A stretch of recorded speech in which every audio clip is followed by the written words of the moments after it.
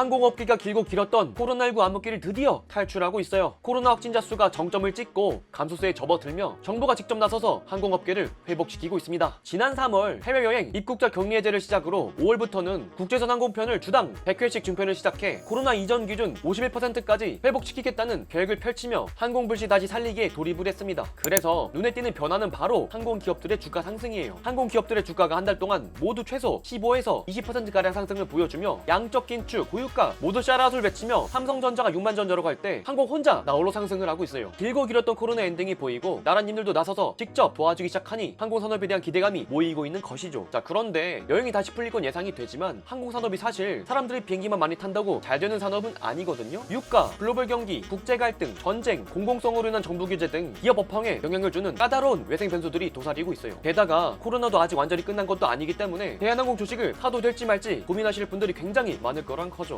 그래서 이번 시간에는 여행업계의 복귀를 맞이해 여러분들의 관심 속에 잠깐 사라져 있던 항공산업과 UAM, 도심항공 모빌리티에 대한 분석을 한번 해볼게요. 가장 먼저 대한항공의 실적을 살펴볼게요. 2019년까지만 하더라도 대한항공은 매출의 절반 이상을 해외 여객으로 돈을 벌어왔어요. 국내 4%, 국제 60%, 화물 노선은 21.3%의 비중으로 여객이 매출을 좌우했죠. 하지만 코로나 이후 글로벌 여객 노선이 막히게 되며 대한항공은 화물로 돈을 버는 회사로 변했어요. 사람들에게 여행의 설렘과 감동을 주는 여객 서비스 회사에서 반강제로 갑자기 한국판 페덱스로 물류 기업으로 업종 변경이 된 것이죠. 엑셀런스 인 플라이트라는 슬로건을 내세울 정도로 호텔로 따지면 5성급 정도로 평가받은 대한항공인데 갑자기 모양새가 택배 회사로 변하니 자존심이 살짝 구겨진 것처럼 보이기도 해요. 자, 그런데 재밌는 점은 아이러니하게도 화물 실적 덕분에 대한항공이 역사적으로 유례없는 역대 최대 실적을 기록했다는 점입니다. 코로나가 오기 전인 2017년, 2018년, 2019년은 미중 무역 분쟁, 한일 갈등, 홍콩 사태로 인한 글로벌 업황 악화가 연이어 터지며 영업이익이 9,398억 원, 6,712억 원, 1,761억 원으로 미끄럼틀을 타요. 그런데 2021년 영업이익이 1조 4,180억 원을 달성하며 대한항공 역사상 최대 실적을 내게 됩니다. 코로나 속에서 항공이 화랑일 때도 못 찍었던 최대 실적을 달성한 것인데요. 이 같은 이유는 바로 항공 화물 운임 상승 덕분입니다. 글로벌 선사 항공사들이 코로나19 장기화를 예상해 잇따라 선박 항공기 공급을 줄이자 컨테이너선 운임의 척도가 되는 중국 상하이 컨테이너선 운임 지수는 2020년 7월 1000포인트에서 2021년 12월 약 5,000포인트로 운임이 5배 증가했고 폭등한 해운 운임의 대안으로 항공 화물의 수요가 몰리며 항공 운임이 급등을 해요. 2020년 kg당 약 3달러 수준이었던 홍콩, 미국 항공 화물 운임은 2021년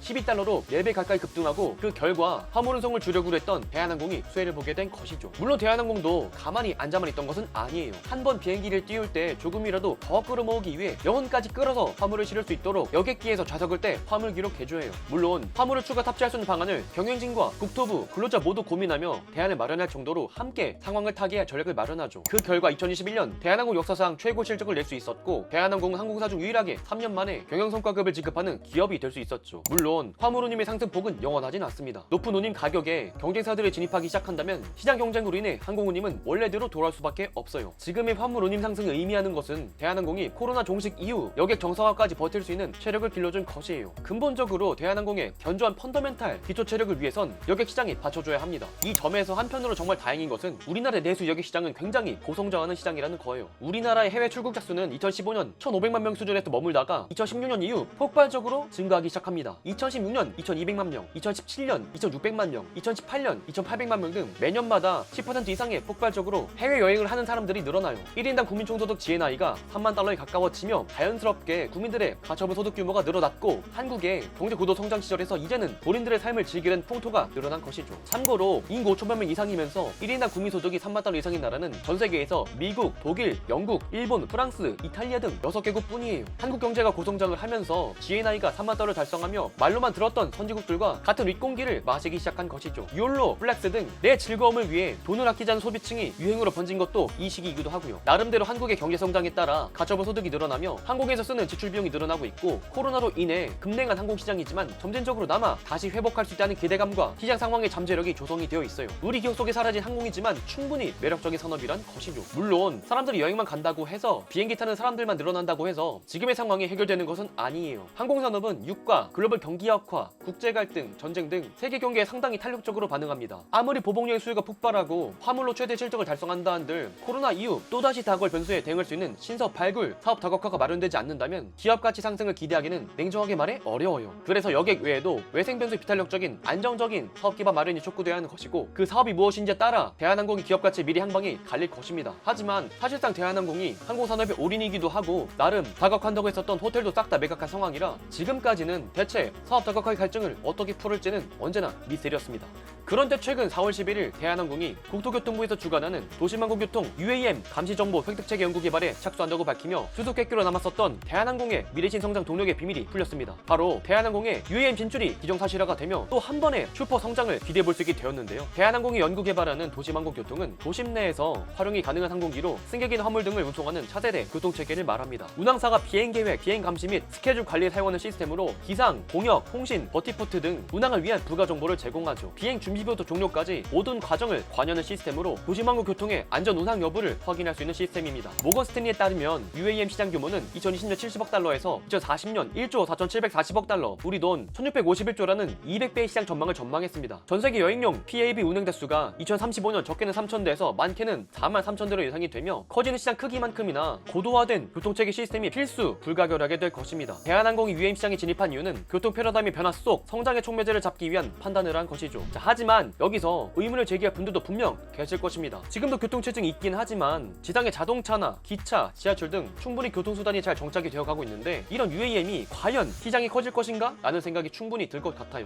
하지만 20년이 지난 미래에는 UAM이 상용화될 수밖에 없는 이유가 있습니다. 그 이유는 바로 전 세계적으로 도시화가 빠르게 진행되고 있는 메가시티의 증가 때문입니다. 유엔경제사회국에 따르면 2010년을 기점으로 전 세계 도시 인구는 지방 인구를 추월하기 시작했고 2018년 세계의 도시화율은 55.3%를 기록했습니다. 2020년 이후부터는 본격적으로 지방 인구는 감소하지만 도시 인구는 증가하는 도시인구 집중 과잉 현상이 발생하고 있는데요. 이해하기 쉽게 극단적으로 표현드리면 지금 우리나라 5천만 인구가 전국 행정도시별로 인구가 분산이 되어 있지만 20년 뒤에는 서울과 비슷한 수준의 몇 개의 도시에 메가시티 형태로 5천만 인구가 주거하는 형태로 변화한다는 것이죠.